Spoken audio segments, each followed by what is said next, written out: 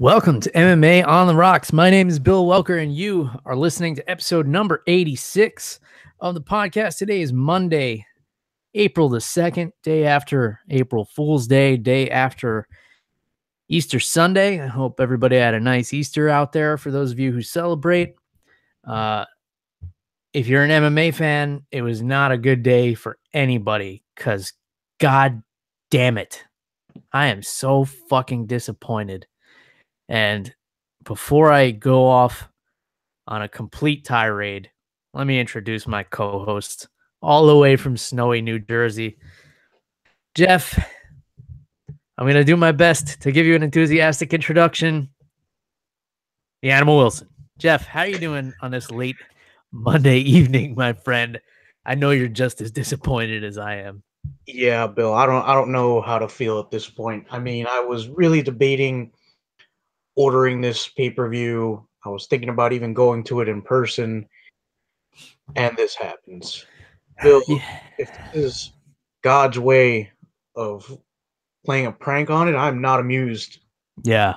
So in case you're living under a rock and this is the only place you get your MMA news, which I'm sure it's not, and I'm sure everybody has heard by now, Tony Ferguson was forced to pull out of the main event of UFC 223 this coming Saturday at the Barclays Center in Brooklyn, New York, due to a knee injury that he received while walking through the parking lot during or after a media engagement.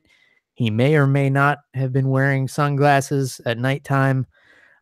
We don't know a whole lot of details as far as what happened to Tony Ferguson, but obviously what followed was a horrific avalanche of news reports and people wondering if this was the most expertly executed April Fool's Day prank of all time.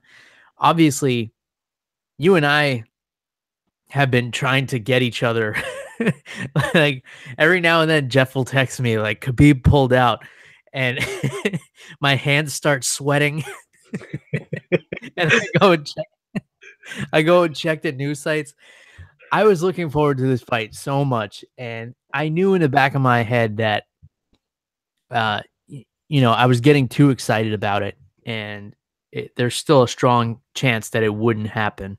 But man, not like this with the April Fools, and then you're wondering and holding out. And we didn't do a show yesterday because I just was drowning my sorrows in vodka and scotch and whatever else I could get my hands on, and I didn't want to come and do a show, screaming to the rafters that how upset I was that this thing was canceled, and then to find out today that it really was a big joke and it really would have been an awesome prank.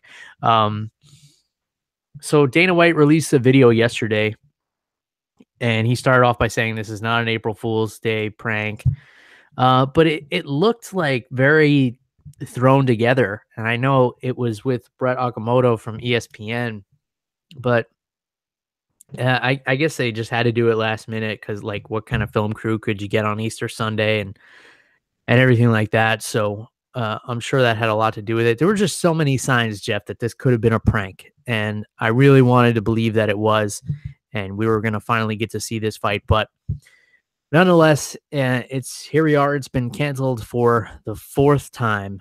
And I know you and I were both watching tape for the last week and a half. I think I've watched every single Khabib and Tony Ferguson fight that they've each had in the UFC respectively. And I had pages of notes. I was really amped up for this one, and I'm really fucking disappointed, Jeff. I wanted to take the high road and be professional about it, but then I thought, like, we do a podcast about fighting and alcohol, so how professional do I really have to be? I think I could be a little honest here. I'm really fucking upset about this. And it sucks. So let me get your reaction, Jeff, now that we've kind of recapped what happened. And then you heard a different story about what might have happened to Tony Ferguson's leg. Yeah, dude. So, I'm really bummed out about it too. I had this formula for how I was gonna measure up each guy. I watched their last three opponents each.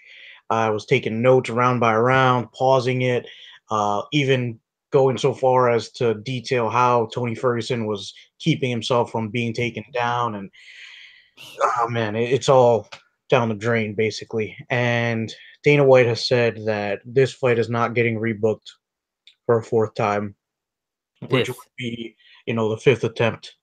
But yeah, dude, it's such a bummer. And I heard that Ferguson was walking down a hallway or something, and he saw someone that he didn't expect to see, so he turned really quickly and tripped over like an electrical cable or something and just messed up his knee. But I'm really disappointed because of all the videos of him kicking poles, steel tubes or whatever, and the crazy training that he does. Excuse me. But it's like, dude, I mean, at some point, something's got to give. So I don't Yeah. know what you do here. Yeah, and I think that's always a concern with guys who overtrain so much. And we see this a lot more often in other sports, these non-contact injuries where guys get really badly hurt just doing everyday things. And that's something that just comes with age too. Uh, once you hit your 30s, you'll find this out soon, Jeff. You'll wake up and things will just be really painful for no reason at all. So the pace that Tony Ferguson keeps and the work ethic that he has is definitely one of his major strengths. But in the long run, the body can only take so much. We all know he's one of the toughest men walking the planet, but your body only knows how to stay together for as long as it can. So if you keep pushing it past its limits, these are the kinds of things that are going to happen. And hopefully it's not a terrible injury. It's not something that's going to keep him out of the running for a long time. And I know Dana White said that he's not going to rebook this for a fifth time, but I mean, if it comes down to one of these guys has the belt and the other one's the number one contender, you got to put it together here. So, fuck, I'm disappointed, Jeff. And you know me as well as anybody. I hate complaining. I hate when people complain too much. That's just not me. I like to look at the positive in everything, but holy shit, I'm so fucking disappointed by this. I can usually, let a lot of things roll off, but you and I were both watching a lot of tape, and we were both coming to the same conclusion that Khabib has that X factor in that nobody has figured out how to beat him yet. He's undefeated in the UFC and in his MMA career. Nobody has solved the puzzle. Nobody's hardly won a round against him. On paper, I don't know if anyone has won a round against Khabib, although I would argue that some people should have, but we'll get to that in a little bit. So we were both starting to kind of favor Tony Ferguson because all his fights seem to go the same way. He starts off slow, he gets rocked and knocked down in the first round, and I guess that allows him to shake the cobwebs loose, and then he starts getting loose and he rolls with punches and he just finds a way to win. And him and Khabib have had a lot of common opponents, and Tony has finished more of them than Khabib has. Now, I don't really know what that says, and I don't want to get too far into it, but the point is, Jeff, you and I were both wrong because Tony Ferguson lost because he didn't make it to the fight. So we got to kind of, as difficult as it is and as disappointed as I am and as you are, we got to look at the positive here. And the positive is that Max Holloway somehow found a way to get over his ankle injury that prevented him from fighting Frankie Edgar 4 weeks ago. And apparently he's healed up enough and confident that he can make 155 pounds and he's going to step in on 6 days notice. What a bad motherfucker is Max Holloway. I mean, how badass do you have to be to step up a weight class against one of the most dangerous, like scariest grapplers on the face of the earth on 6 days notice? after just recovering from an injury that made you pull out of your last fight. And I heard a interview with Max Holloway's manager. I want to say his name is Brian Butler. And they asked him what was Max's reaction when you called him with this fight. And he said, "Let's fucking go, bro. This is how legends are made." And and I can just picture him saying that. And that just made me like so much more of a Max Holloway fan. Like, no hesitation. It's fucking Easter Sunday. So then they had to get some paperwork or negotiation or whatever. And his manager called him back and he said he was out of breath. And he was like, "What are you doing?" And he's like, "I'm on a treadmill." he put down that Easter ham or like that pig roast they were doing. They were probably doing out in Hawaii, and he got his ass on the treadmill. Now Max Holloway, big fucking featherweight. I've heard rumors that he gets up over 180 when he's not in camp. So getting down to 145 is impressive with a full fight camp. Getting down to 155 would seem easier because that you have that 10-pound cushion. But remember, he doesn't get a full camp. He doesn't have that luxury here. So I think it's going to be a lot more difficult than people realize. You know, on paper, you think, oh, it's a weight class above. You know, he's probably walking around at like 160. Now, Max Holloway is a big motherfucker. You probably don't realize it because he's so lanky and you know, he fights at featherweight, but that's a big dude. He's probably carrying a lot of dense muscle, and you know, he's lean too, so that makes it harder to cut weight, I would imagine. So, Jeff, all the negativity aside, let's put it behind us. Let's look at what we have to look forward to here, and that is Max Holloway showing what a fucking warrior he is, stepping up to take this fight on 6 days' notice. What's your reaction to Holloway here? Bill, for one, I love Max Holloway for doing this.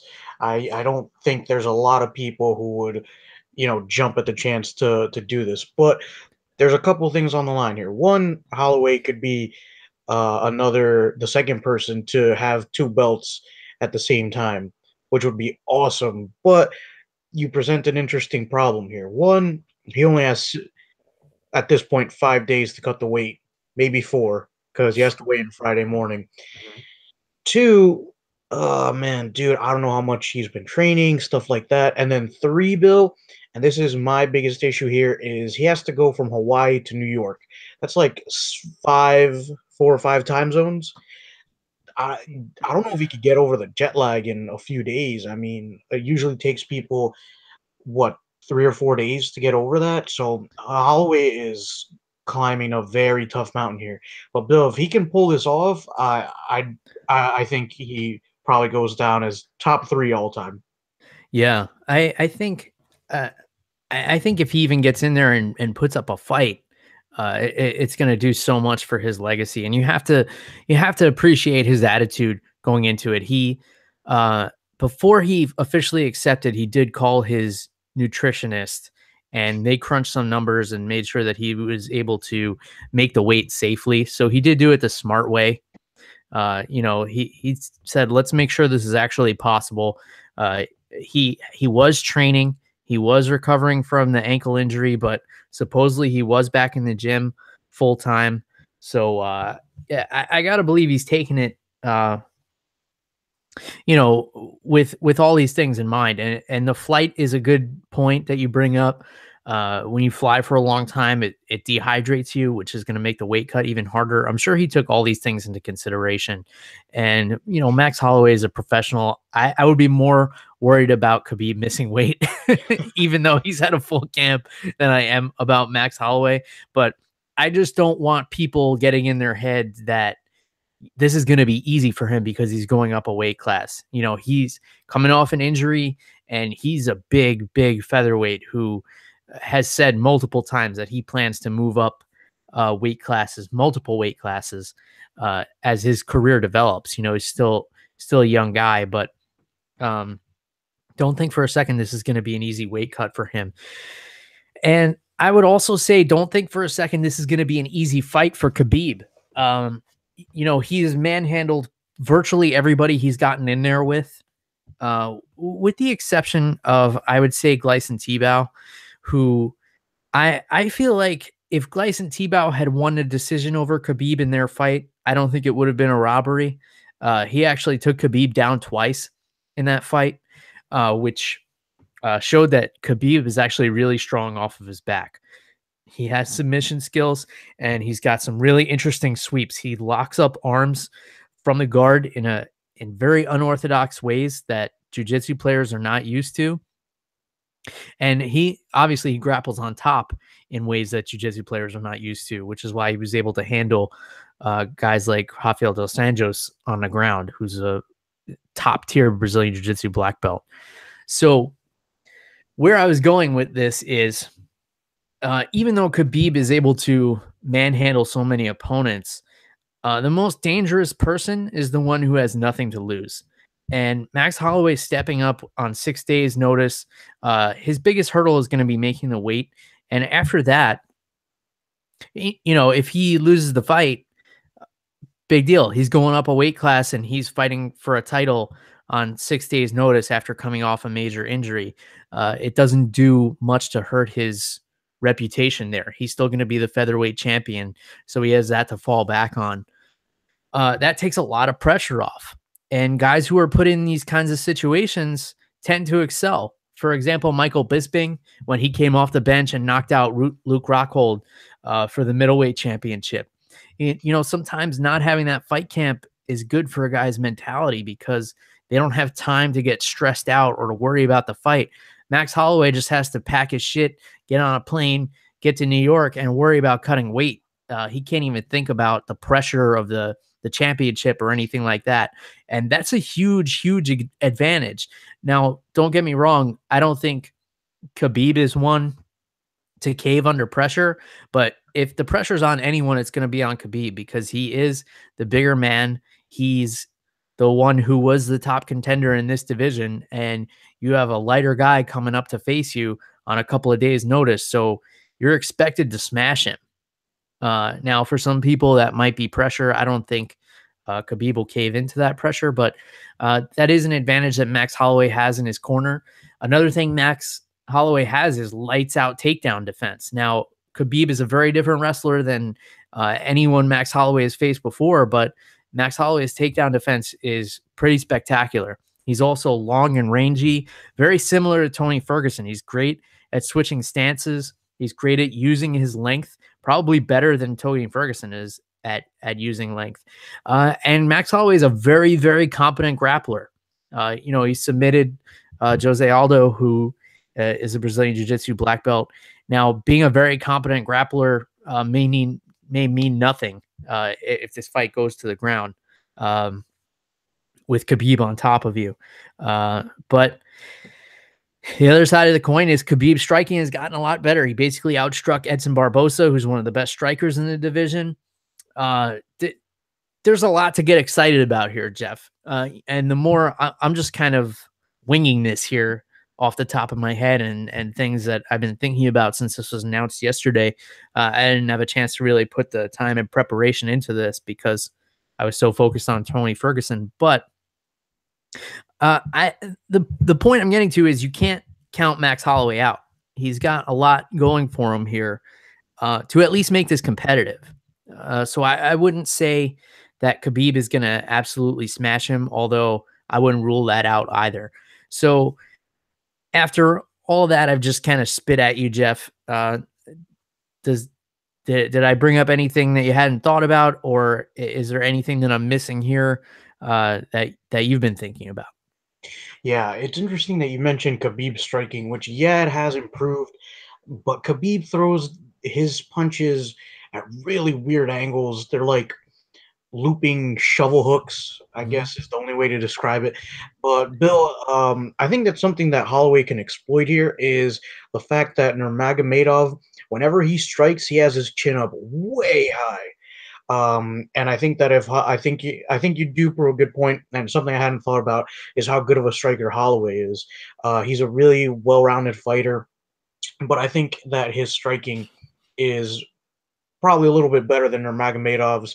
And I think that if he can catch him clean on that chin, if it's way up in the air, I think that it changes the dynamic of this a little bit. And I think, all right, I think you're starting to win me over here, Bill. I'm starting to get a little bit more excited for this fight. Yeah, it's a very interesting matchup. Like when I first heard it, I thought, "Oh no, 6 days notice coming off an injury, they're leading a lamb to slaughter." But then I started thinking about he's got nothing to lose here, and that's the most dangerous kind of fighter to get in there with. Uh and maybe that will put some pressure on Khabib. And you're right about Khabib striking. Khabib throws strikes basically to close the distance and get his hands on guys. Um the way he grapples doesn't leave him susceptible to like flying knees and things of the sort, because he goes for more body lock takedowns. He goes really high up. He's not shooting low for single legs or for blast doubles or anything like that. He gets a hold of the body. He buries his head in your chest, and he drags you to the ground, which is a really interesting style that a lot of guys don't know how to deal with. And then he drowns you once he gets you to the mat. I've heard stories of Khabib in the gym with high level grapplers who said that they felt like white belts because they could just do nothing against him. And that's a scary thing. But I believe that Khabib also has like a Mike Tyson effect. Guys are so afraid of his grappling that they lose sight of their game plan. So, and a lot of that comes from the pressure and the buildup of the fight. They start overthinking getting taken down, and that's why him coming in winging punches is actually effective. That's why it worked against Barbosa, because Barbosa was thinking about the takedown. So if Holloway is confident and he's able to just throw straight punches right down the pipe when Khabib comes in swinging wild, maybe that's the recipe. But then again, nobody has come close to figuring out this recipe. We saw Khabib get rocked by Michael Johnson in the first round of their fight, and that's the closest we've seen to mortality in Khabib. Now he did struggle earlier in his UFC career. I brought up the Gleison Tebow fight. So Gleison Tebow took down Khabib twice in that fight, and Khabib wasn't able to get him down. And he still won a decision, but he struggled there. Now I think he's figured out how to adapt his grappling abilities more to MMA since then, so I wouldn't use that as any kind of measuring tape whatsoever. But Max Holloway does, he has a lot of length. So if he can keep Khabib at a distance, keep his back off the cage, and work a jab and get Khabib frustrated in there to where he's making mistakes and leaving that chin up. We've seen that he does have a chink in his armor with that chin. And when Michael Johnson let his hands go and connected, it did some damage. So, any other thoughts on this fight here, Jeff, or this whole fucking shit show? I'm trying, I'm trying to suppress it, Jeff, because I know I said we're going to be positive here, but fuck. Every now and then it slips in, and I remember we lost the fight of the century for the 4th time. Son of a bitch. All right, so back to Holloway and Khabib. So what are your other thoughts on this fight? Yeah, dude, Bill, I think Khabib's bottom game is really underestimated here because he creates scrambles. He uses butterfly hooks every now and then to create those scrambles, and he's very active off his back. The few times we've seen him there, I've seen him going for arm bars, going for triangles.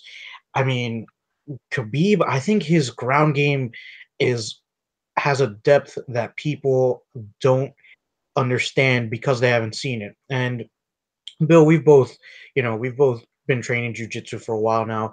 And Bill, there are guys that you don't see their game off their back because their top game is so good, so you never get them there.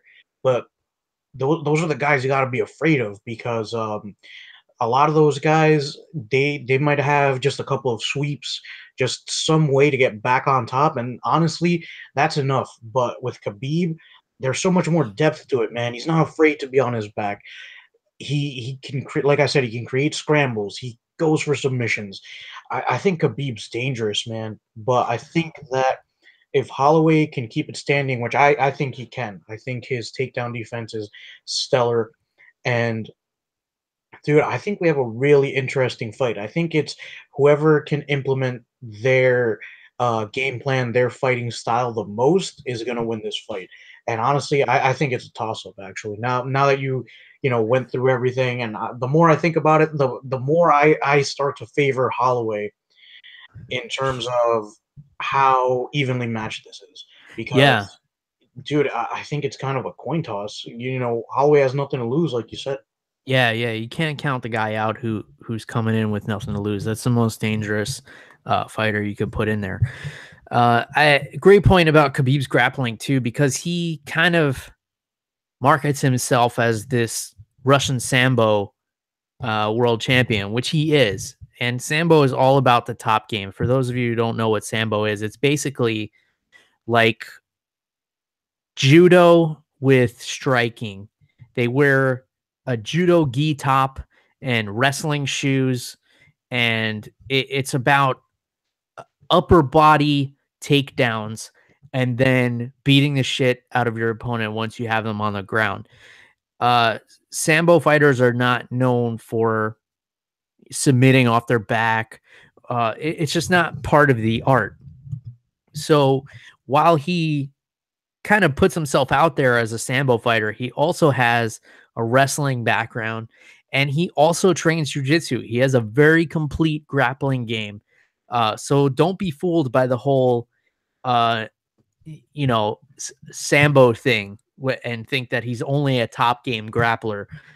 That's just kind of what he wants you to think. A smart fighter is going to make you think that they only have one tool that you need to worry about, until you put them on their back and they're throwing up triangles and arm locks and everything like that. And I think that's what Khabib does. And I think he's a lot smarter about it than he gets credit for.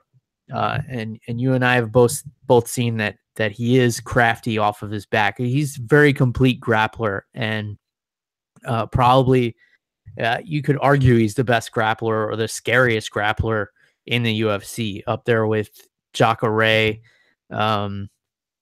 People always bring Damian Maia into the conversation, and of course he's an excellent grappler, but he's not a scary kind of grappler. He's not looking to hurt anybody. Jacare is looking to rip your limbs off, and Khabib is looking to smash your face in. He doesn't even want to make you tap. He just wants to make you suffer for 15, or in this case, 25 minutes. So something we didn't touch on, Jeff, is that this fight is going to be for the undisputed lightweight championship, which means two things.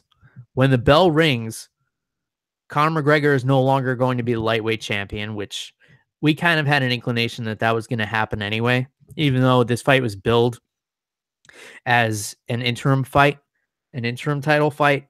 It's billed ahead of an actual title fight, which tells me that they planned on making it undisputed championship all along. And it also says that Tony Ferguson, because of his unfortunate freak accident, is also being stripped of his interim championship, which I feel like is not being talked about very much. A lot of people were so concerned about Conor McGregor being stripped, and I think the UFC did this the smart way, in that they leave Conor McGregor's championship alone until the bell rings on this fight, and then say that the winner is the undisputed champion. And hey, Conor, if you want to dispute it, you got to get back in the cage. So that was the UFC's leverage tool to do that. They don't want to just strip Conor because, that just causes waves that they don't need, and actually wouldn't give them as much leverage. Now, once they have an actual champion crowned, because they could have stripped Conor, and then something like this could have happened where one of these guys pulled out, but it could have happened closer to the fight. Then you're fucked. Then you have no champion. and you have a vacant title, which is really bad. So they have to wait until the bell sounds to strip Conor. But the thing that a lot of people aren't talking about is that Tony Ferguson has been stripped of his interim championship, which I believe this is a first. I don't know that for sure. I haven't had time to look it up, but I don't think anybody has been stripped of an interim title before. Very few guys have been stripped uh, of a title at all. So what are your thoughts on all of this, Jeff? Does stripping McGregor at the bell Saturday night make sense to you the way I explained it? And what do you think about Tony Ferguson being stripped of his interim title? Yeah, I think it makes sense. I think that Conor McGregor being stripped, I mean, makes sense. He hasn't defended his belt in over 500 days or something. He hasn't defended a belt ever, even before he went into the UFC. So I think it's good for business. I think that it also kind of gives Connor this reason to come back. And even if he chooses not to, say for money or whatever it may be, then the fans are going to get on him a little bit.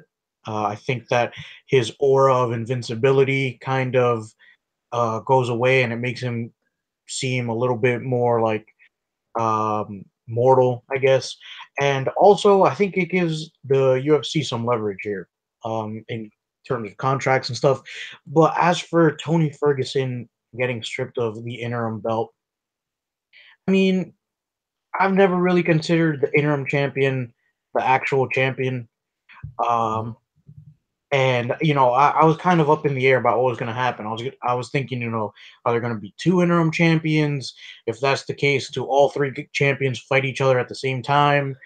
So I don't know, dude. I don't really feel one way or the other about Ferguson getting stripped because regardless, whoever if regardless, even if the fight with Khabib didn't happen, he'd still have to fight McGregor for the actual belt, for the undisputed belt.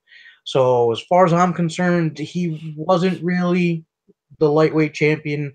I've always thought of the interim belt as like a placeholder, like you're just here until the actual champion comes back. Mhm. So I don't think it's worth crying over spilled milk here, Bill. Yeah, it got to be like being the number one contender wasn't enough. Like they had to give you a belt to guarantee that you would get the real title shot. And I'll tell you something else that I've been thinking about, Jeff. I think Conor McGregor.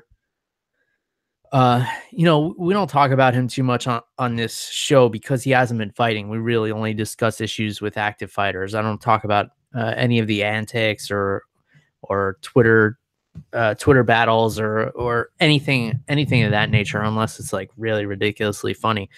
But Conor McGregor has a lot more leverage than a lot of people realize. So for those who are celebrating uh, Conor getting stripped on Saturday, consider this point. Conor McGregor is probably the reason that the UFC contacted Max Holloway first. And I'll explain it this way.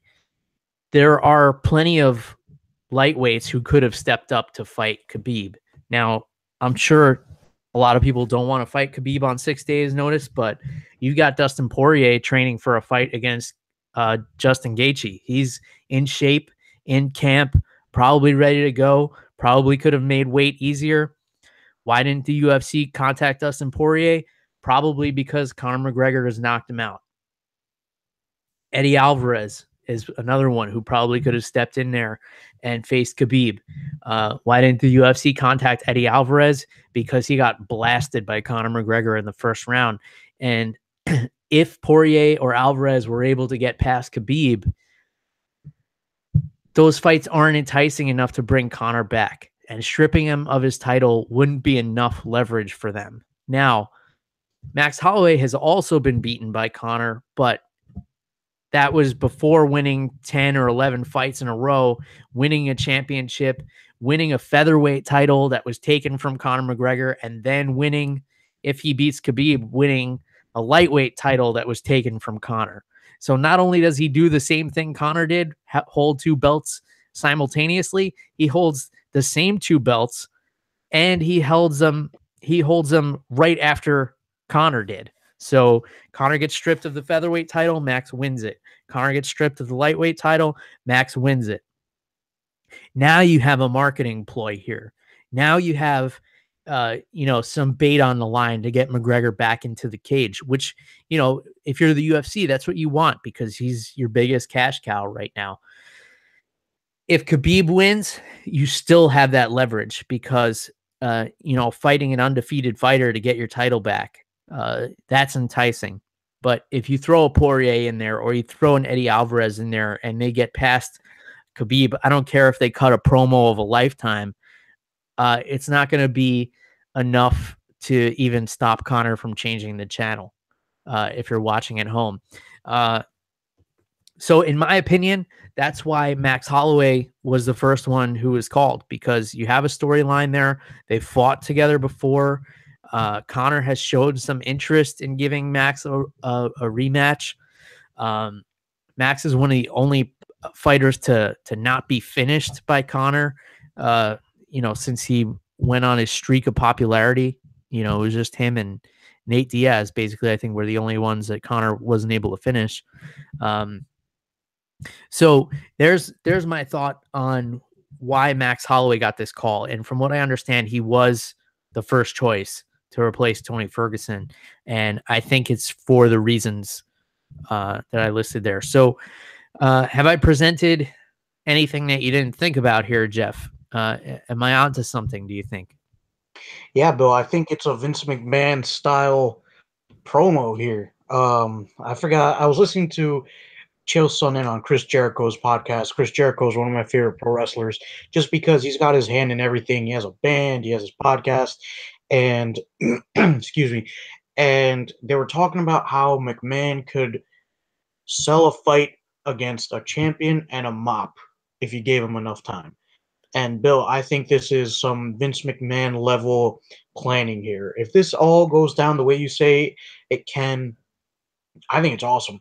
I think it puts Conor McGregor in kind of a more of a protagonist role, because usually he's the antagonist. He's the guy knocking on the door, ripping up photos and saying, come fight me and all that.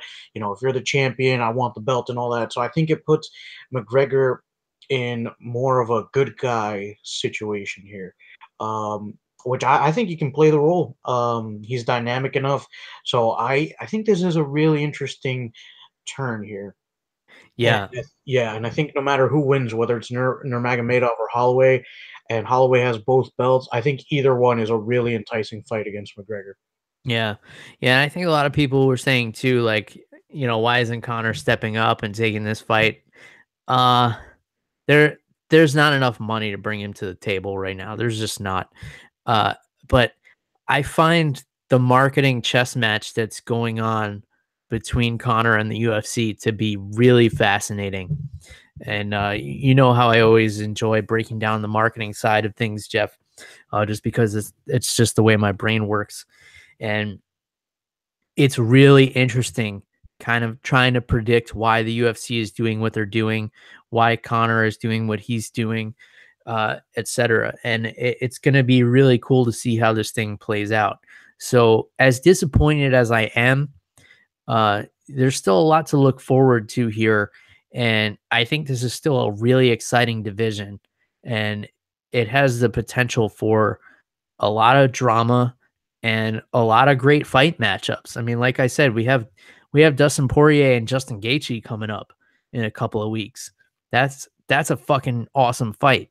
And then on this same fight card Saturday night, we have Anthony Pettis and Michael Chiesa. That's a really interesting matchup. So speaking of which, let's get into the rest of this card, Jeff, because we talked about it lightly. This is a really amazing card.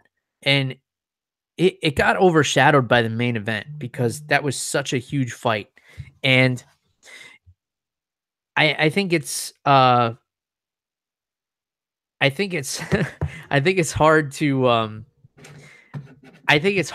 get past that, but I think we should, because first of all, we have a rematch of strawweight champions in Rose Namajunas and Joanna Jędrzejczyk, which Nobody's even talking about this fight. This is a phenomenal fight. Joanna Jędrzejczyk seemed completely unbeatable and untouchable up until Rose Namajunas starched her in her last fight. And, you know, a couple of events led them to having a rematch. So Joanna Jędrzejczyk loves fighting in New York because of the big Polish population. Rose Namajunas seems completely unfazed by any momentum Joanna has. I know Rose has had some personal issues in her life for a lot of years, and supposedly she's past those now, and she believes that that's the key to her success inside the cage. What are your thoughts on this fight, Jeff? Do you see it going down the same way? Do you see Joanna having a better game plan? What do you think is going to go on here? Bill, that's a great question. I honestly have no idea. But I think that Joanna is going to come in with a different mentality.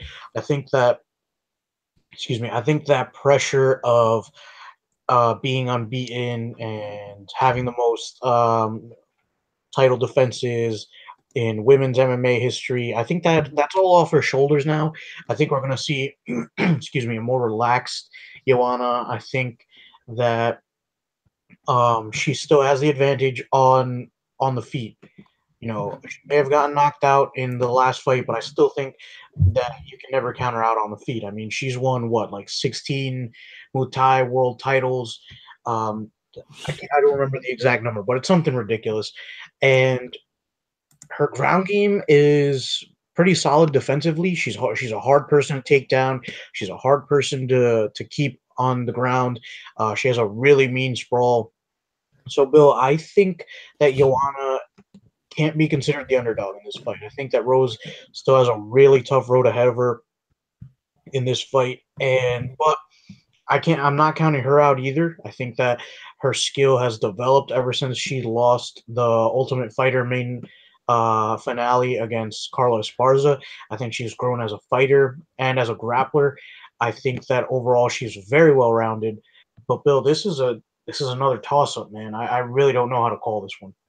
Yeah, so it's interesting. It'll be interesting to see how Joanna bounces back from a loss. I think that's that's the biggest X factor here. And a lot of people talk about Joanna striking, and she does have phenomenal striking. She has excellent technique. She doesn't have a lot of power, and not a lot of women do in this division, but Rose Namajunas does. And Joanna has felt it. So now Joanna has in her head that this woman beat me for the first time in my career, and she put my lights out, and she has the ability to do it again. Does Joanna have the ability to knock out Rose? Yes, she does, but I don't think it's as likely. I think Rose has a lot more knockout power in both her kicks and her hands. As far as striking technique, definitely I would give the advantage to Joanna. And as far as grappling technique, I would give the edge to Rose, but Joanna is really difficult to take down. So if Rose gets into trouble on the feet, will she be able to get Joanna down? Because I don't feel like she'll go for a takedown until she's in trouble. And then she's going to be working uphill. So this is a really interesting fight because Rose has the power and the grappling. Joanna has the technique, and she has more experience in 5-round fights. Rose has never gone 5 rounds before. So it definitely could be a toss-up. There's a lot of factors at play here. It's not as black and white as saying that Joanna is the better striker, because we've seen that Rose has more power. And that's definitely a factor. And is she in Joanna's head? We don't know. Is Joanna the kind of person who takes a loss and learns from it and comes back smarter and stronger and better and faster? Or is she the kind of person that lets it get in her head? That's what we're going to find out on Saturday night. And that's really interesting to me. Any other thoughts on this one before we move on? No, I think you hit the nail on the head here. It's looking like a good fight. But Bill, what else do you see that stands out to you on this card? Because I see a couple of good fights. I see Michael Chiesa versus Anthony Pettis. We've got Ally Quinta versus Paul Felder, which I have been praying for a while now. And then in the prelims, we have Kovalevich versus Herrig. What do you think, Bill? Anything stand out to you? Dude, a lot of things stand out to me. Definitely Olivier Aubin Mercier and Evan Dunham. This is a really a matchup that's really going to fly under the radar for a lot of people, and probably won't even interest a lot of people after I talk about it, because this is two really high level grapplers, and that's really interesting to me, really boring to a lot of people. But I'm really interested to see how that one's going to play out. Um, Evan Dunham has been uh, a quiet soldier for the UFC for a long time. Olivier Aubin Mercier has been like right on the cusp of being a breakout main card fighter for a long time. He's had some really impressive performances, and he's submitted a lot of top level guys. I see this one. I see their grappling kind of neutralizing each other, and this fight going the distance, and it's probably going to bore the average fan, but as someone who loves a good grappling matchup, that really sticks out to me. And of course, Ally Aquinta and Paul Felder. This fight, this is one of those fights where it's like, I don't want either guy to lose, because I like watching them both fight so much, and I want to see them stay main card fighters and become main event fighters, because they're both so exciting. I mean, I can't think of a boring fight that either one of them's ever been in, and they both have really sharp striking. Paul Felder is probably a little bit more well-rounded, but Ally Quinta has some of the best eyes, boxing-wise, in the division, and he's got a lot of anger behind him because the UFC won't pay him any bonuses. But meanwhile, he's fighting Paul Felder, who is like, the UFC is giving him jobs, like doing commentary and stuff. So I love that. I love that kind of dichotomy there, where you have the guy who's been banned from getting bonuses versus the guy who gets the desk job. Uh, so if emotions play a factor, you have to give the advantage to Iaquinta, but Paul Felder is definitely the more well-rounded fighter, in my opinion. What do you think about those two fights that I just pointed out, Jeff? Yeah, dude, I really like Aubin Mercier. He's a pretty well-rounded fighter. I want to see a little bit more out of him. Like you said, I want to see him get into the main card. He's a really good fighter, and if you haven't seen him, go back and watch some of his fights. I don't think he has too many bad performances or too many boring fights. But dude, this Paul Felder versus Ally Quinta, dude, both of these guys are awesome finishers. I can see this being either KO of the night or fight of the night. Yeah, definitely. I mean, both guys have been in bloody wars before. They're not afraid to get their hands dirty. You got Long Island versus Philly. So, New York versus New York and Philadelphia, a lot of great sports rivalries. So, two rivaling towns there. And it's really interesting. You mentioned Karolina Kavakovich and Felice Herrig. I would love to personally see Karolina Kavakovich rematch Joanna. So maybe if Joanna loses and Carolina wins, they could rematch in a non-title fight. That would be an awesome scenario, in my opinion. Felice Herrig's been kind of on a tear lately. So it's kind of hard to deny her. She's been quietly sneaking up the rankings in this strawweight division. She's got 4 wins in a row strung together.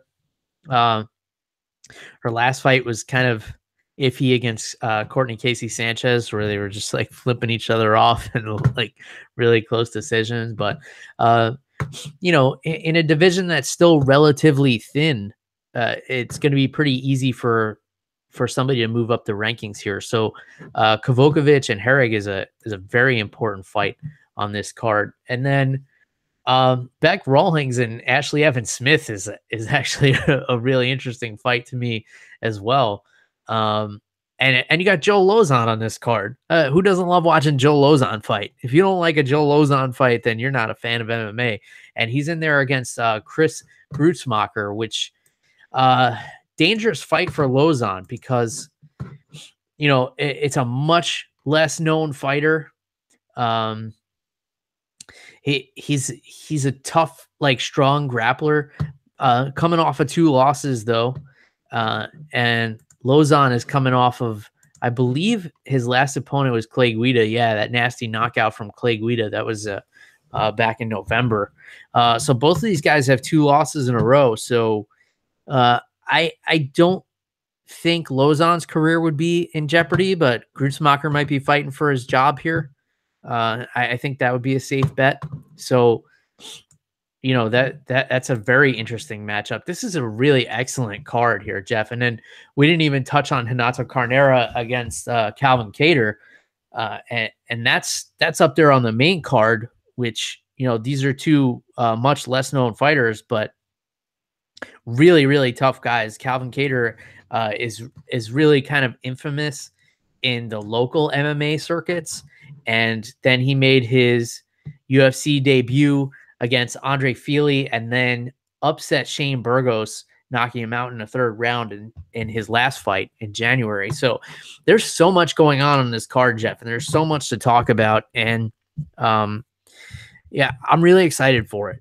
You know, UFC 223, if you were so bummed to the point where you said you're not even going to watch this card, you're going to be missing out on so much great MMA action. And, you know, I'm really glad that we're able to do this, Jeff, and we're able to talk each other through this. And hopefully we change a couple of other minds out there, because this is a fucking awesome card.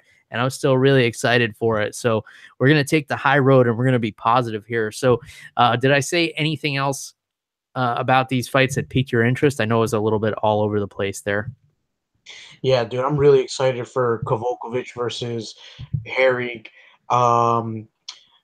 Moiciano, I'm not sure how to pronounce his name, versus Kattar. I don't know too much about them, but I'll definitely check that out. And there's a flyweight fight on here, Ray Borg versus Moreno.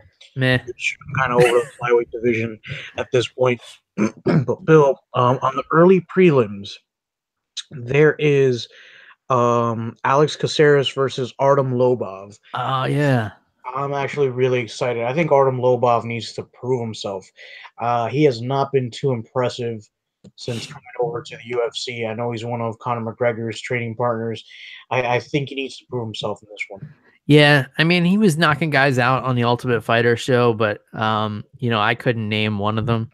And he showed some great submission defense. You know, in his loss to Ryan Hall in the finale of that show.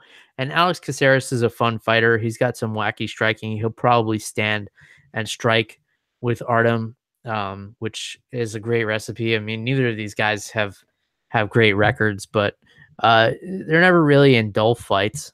Maybe the Lobov Swanson fight wasn't that interesting, but you know, the guy does have one punch knockout power. He's shown that before, so that's always interesting. And then we got probably the winner for most complicated names to say, and there are a lot of them on this card. You know, you got Jędrzejczyk, Namajunas, Grutzmacher, Kovacevic, Iaquinta. This is a spelling bee nightmare. If you ask me to spell all the fighters' names on this card, I don't think I could get half of them.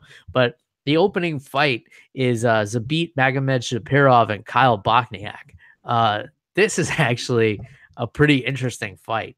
So I guess we're gonna start and finish this card with some really aggressive Dagestani wrestlers. So Magomed-Shapirov, coming from the same part of Russia as Khabib, and he's kicking the card off. He's on a 1, 2, 3, 4, 5, 6, 7, 8, 10 fight win streak, including 2 fights in the UFC. And Kyle Bochniak has been really active lately, so that's actually a really interesting fight. I'm looking forward to this card, start to finish, with the exception of maybe the flyweight card. That's when I'll get up and get another beer. Any final thoughts on this fight, Jeff? No, Bill, I think we've talked each other down off the ledge here. Yeah. I'm actually starting to get excited again for this whole card. I had kind of forgotten the rest of the card. It was kind of eclipsed by Ferguson versus Khabib, but this overall is looking like a really exciting fight. But I'm still not paying to go see it live. Smart move. Hey, you know what? I would get on StubHub if I were you. Maybe people got so pissed that they just put their tickets up for cheap. It's worth taking a look at, and it's not too far from you. All right, so awesome card, UFC 223 from Barclays Center in Brooklyn, New York. I want to end the show, Jeff, with a shout out because I received a gift over the weekend from a fan of the show, and I texted you about this. He said he's my number one fan. I don't know if I believe him, but actually one of my training partners at the gym here. So shout out to Paul. He got his hands on this bottle of Jamaican rum, Appleton Estates, aged 12 years. So anything aged, I'm a fan of because that means it probably drinks like a whiskey. So I'm a fan of anything that drinks like a whiskey. So he got his hands on this, and Paul is a wine drinker. He gives me a lot of tips on how to order wine and stuff like that. I do like a glass of red wine here and there, as you know, Jeff. I know you're not a wine guy, but if you ever decide to be one, I know a guy who knows his stuff. So I'm sipping on a little bit of this right now just to kind of take the edge off of Ferguson pulling out. And I think it helped kind of soothe me as we were talking here as well. I'm holding up the bottle for those of you watching on YouTube. I know most of you are just listening to the podcast on Apple Podcasts or Google Play or wherever else. But you could see like the real dark, really rich, like almost chocolatey color of this. And it's got like a brown sugar on the nose. Holding up a little glass of it now. So a lot of brown sugar on the nose. It's got a nice burn that goes up into your sinuses, but then it's got a smooth finish, and it leaves like a little bit of caramel on the tongue, a little bit of vanilla in there too. So it's on the sweet side because it's a rum, and rums are sugar-based spirits.